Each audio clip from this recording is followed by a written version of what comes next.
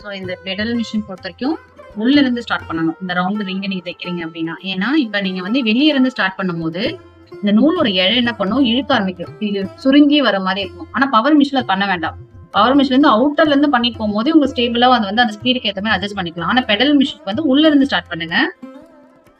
So அந்த line எங்க வருது, இப்ப இந்த 2 ஃபுட்டருக்கு நடுவுல அந்த லைன் உங்களுக்கு தெரிஞ்சதுன்னா அந்த லைன் மேல தைக்கிறீங்கன்னு அர்த்தம். இந்த 2 ஃபுட்டருக்கு நடுவுல நீங்க வரைஞ்ச லைன் தெரியணும். நான் ஸ்லோவா தான் பண்றேன். நீங்க பாத்தீங்கன்னா ஸ்பீடே இவ்வளவுதானா நீங்க கேட்பீங்க. ஏன்னா இதுக்கு வந்து ஸ்பீடு முக்கியம் இல்ல, பினிஷிங் தான் ரொம்ப முக்கியம். அதுக்கு நீங்க என்ன வேணா பண்ணலாம். ஸ்லோவா ஒரு தையல் எப்படி விழுது, அந்த லைன் மேலதான் விழுதா நிறுத்தி நிதானமா கான்சென்ட்ரேட் பண்ணி பண்ணணும். இப்ப இங்க வரும்போது டர்ன் பண்றேன் இல்லையா. சோ இது வந்து ஸ்டார்ட் பண்ணும்போது வந்த த்ரெட் இதை கட் பண்ணி விட்டுட்டுங்க. விட்டுட்டு இப்ப திருப்பி பாருங்க, அந்த ஃபுட்டர்ல எனக்கு லைன் தெரியல. அந்த லைன் வந்து ஒரு ஸ்டிச் கொடுத்தா அந்த டர்னிங் இருக்க பினிஷ் ஆகும். பாருங்க, இப்ப அடுத்த ஸ்டிச் நான் கொடுத்தேன்னா நேரா போயிடும். இப்ப இந்த பாயிண்ட் நேரா நிறுத்திட்டேன். திருப்பியும் தூக்குங்க. தூக்கிட்டு இந்த டர்னிங் அந்த ஃபுட்டருக்கு நடுவுல வர மாதிரி இந்த வெள்ளை கோடு தெரியுது பாருங்க நம்ம வரைஞ்சது, அதுதான் நம்மளுடைய ஸ்டிச்சிங் கரெக்டா பண்றோம்னு அர்த்தம். கொஞ்சம் டீப்பா கான்சென்ட்ரேட் பண்ணி பண்ணுங்க. லாஸ்டா ட்ரை பண்ணுங்க. கொடுத்துருக்க 10 மாடல்ல இருக்கிறதே ரொம்ப டஃப் இதுதான். நீங்க மத்தல straight, triangle pattern, short edge அதெல்லாம் நீங்க அழகா பண்ணிடலாம். இந்த சர்க்கிள்க்கு மட்டும் கொஞ்சம் டைம் எடுத்து பண்ணுங்க. ஏன்னா உள்ள இருந்து ஸ்டார்ட் பண்ணும்போது அடிக்கடி இந்த ஃபுட்டரை தூக்கி ஊசி உள்ள நிறுத்தி அந்த ஃபுட்டருக்கு நடுவுல இந்த லைன் வர மாதிரி பார்த்துக்கணும். அதுதான் இதுல இருக்க டெக்னிக்கே. நீங்க வந்து அப்படியே எல்லா லைன் பிராக்டிஸ் பண்ற மாதிரி பண்ணலாம்னா நீங்க உள்ள வந்து அந்த லைன் மேலே ஸ்டிச் விடலன்னா பிராக்டிஸ் பண்றதே கஷ்டம். தப்பு. கரெக்டா பிராக்டிஸ் பண்ணலன்னு பாருங்க, நான் நிறுத்தி எவ்வளவு ஸ்லோவா பண்ண முடியுமோ. 3 ஸ்டிச் தான் வந்தது. 3 ஸ்டிச்சுக்கு ஒரு வாட்டி நான் நிறுத்தி அந்த லைன் பினிஷ், எனக்கு அந்த ஃபுட்டருக்குள்ள அந்த லைன் தெரியலன்னா நிறுத்திடுவேன். நிறுத்திட்டு ஃபுட்டரை தூக்குறேன். ஊசி உள்ளதான் இருக்கு. அப்பதான் இந்த கிளாத்தை நான் ரொட்டேட் பண்ணும் போது அது இதுல வரும். நீங்க அந்த ஊசியை வெளியே வச்சுட்டு திருப்பினீங்கன்னா ஒரு வாட்டி அந்த பொசிஷன் வந்து மாறிக்கிட்டே இருக்கும். அது அடுத்த ஒரு டிப். நீங்க இதெல்லாம் ஞாபகம் வச்சுட்டே பண்ணாதான் உண்டு. பாருங்க, நான் ஸ்லோவா பண்றேன். இந்த லைன் எனக்கு அந்த ஃபுட்டருக்குள்ள தெரியலன்னா நிறுத்திடுறேன். நிறுத்திட்டு திருப்பி தூக்குறேன். தூக்கிட்டு திருப்பி இப்படி வரேன். சோ இந்த மாதிரி நீங்க ஸ்லோவா பண்ணுங்க. ஃபாஸ்டே எடுக்காதீங்க. உங்களுக்கு கையில தான் நான் ரொட்டேட் பண்றேன். பேலன்ஸ் எல்லாம் பாத்தீங்கன்னா கையில தான் ரொட்டேட் பண்ணி பண்றேன். பெடலே ரொம்ப பண்ணல. ஏன்னா இந்த வெளியே இருந்து ஏன்னா டேர்னிங் நிறைய இருக்கு. இந்த சர்க்கிள் உள்ள சின்ன சர்க்கிள் டேர்னிங் நிறைய இருக்கு. அதனால நீங்க நிறுத்தி நிதானமாவே பண்ணலாம். அந்த லைன் தெரியலன்னா அந்த லைன் எட்ஜிற்கு வந்து நிறுத்திடுங்க. நிறுத்திட்டு திருப்பி தூக்கிக்கணும். ஃபுட்டரை தூக்கிட்டு ஊசி உள்ள இருக்கணும். ரொம்ப இம்பார்ட்டன்ட் அது. நீங்க ஊசி எடுத்துட்டு திருப்பினீங்கன்னா பொசிஷன் எல்லாம் மாறிடும். திருப்பியும் நிறுத்திக்கணும். நிறுத்திட்டு திருப்பி டர்ன் பண்ணிக்கணும். கொஞ்சம் அவுட்டர் வரும்போது ஃபாஸ்ட் எடுத்துக்கலாம். அப்ப வந்து பெரிய பெரிய லைன் கொஞ்சம் ஸ்ட்ரெயிட் லைன் மாதிரி வரும். நம்மளுக்கு டர்னிங் ரொம்ப கம்மியா இருக்கும். அப்ப பண்ண முடியும். இப்ப பாருங்க, ஊசியை வெளியே வச்சுட்டு பண்ண டர்னிங் வரும்போது திருப்பி உள்ள வரும். நீங்க நிறுத்திட்டு தூக்கி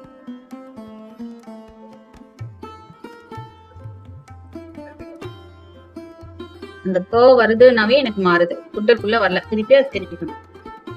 இந்த 2 ஃபுட்டர் தான் உங்க கணக்கு. அதுக்குள்ள இந்த வெள்ளை லைன் தெரியணும். அதுல ஸ்டிச் விழணும். அந்த வெள்ளை லைன் எங்கெல்லாம் டர்னிங் மறையும் போது பாத்துட்டே வந்தீங்கன்னா தெரியும் பாருங்க. இப்ப நான் ஸ்டிச் பண்றதுக்கு எனக்கு ஸ்ட்ரெயிட் லைன் மாதிரி தெரியுதா, இங்க வரும்போது லைன் மாறுது. அப்ப என்ன பண்ணுவேன், இந்த நீடில உள்ள நிறுத்திடுவேன். நிறுத்திட்டு ஃபுட்டரை தூக்கணும், டர்ன் பண்ணணும்.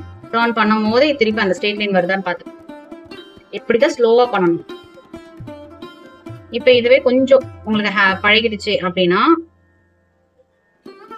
நீங்க வந்து அதை அப்படியே ரொட்டேட் பண்ணலாம். நிறுத்தாம பண்றதுன்னு இருக்கு. பட் வேணாம், நீங்க இப்படியே பண்ணுங்க. ஸ்லோவா அழகா அந்த லைன் மேலே பண்ணிட்டே வாங்க.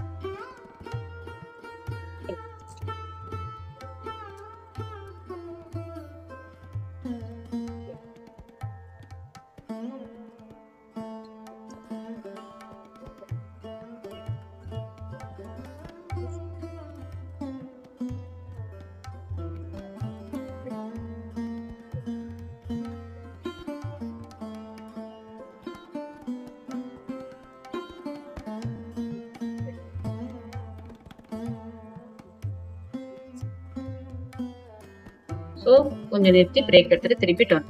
ஏன்னா என்ன ஆகும்னா இந்த கேப் வந்து இழுக்கும். நூல் வந்து நீங்க அப்படியே ஃபாஸ்டா தச்சிங்கன்னா இழுக்க ஆரம்பிக்கும் போது அந்த ஸ்டிச் லைன்லாம் ஷேப்பே மாறிடும். நிறுத்தி நிதானமா கிளாத்தை தான் நான் ரொட்டேட் பண்றேன் பாருங்க. கிளாத்தை தான் நான் ரொட்டேட் பண்றேன். அந்த ஷேப் அந்த லைனுக்கு ஏற்ற மாதிரி கிளாத்தை தான் ரொட்டேட் பண்றேன். நான் எங்கேயுமே ஃபாஸ்ட்டுக்காக அந்த இது பண்ணல. நிறுத்திக்கோங்க, நிறுத்திட்டு சரி பண்ணிக்கோங்க. ஃபிளாட்டா இருக்கணும் கிளாத்து. சுருக்குறதோ தூக்கிட்டு இருக்க மாதிரி இருக்கும் போது நீங்க தைச்சீங்கன்னா துணி வந்து மடங்கும் போது உங்களுக்கு வந்து ஸ்டிச் துணி மேல துணியா ஸ்டிச் விழுந்துடும். ஃபிளாட்டா இருக்கணும். அதை கான்சன்ட்ரேட் பண்ணியே பண்ணுங்க. இப்ப பாருங்க நான் எங்கேயுமே நிறுத்தல, நான் ஸ்டாப்பா அப்படியே ஸ்டிச் பண்ணிட்டே வரேன். ஸ்லோவா கிளாத்தை மட்டும் ரொட்டேட் பண்ணிட்டே வரேன். அந்த பெடல் கிட்ட அந்த லைன் தெரியலன்னா நிறுத்திடுறேன். நிறுத்தி நீடில் உள்ள நிறுத்துங்க, நிறுத்திட்டு புட்டுற தூக்குங்க, தூக்கிட்டு திருப்பி சரி பண்ணிக்கோங்க. சரி பண்ணிட்டு திருப்பி ஸ்டார்ட் பண்ணுங்க.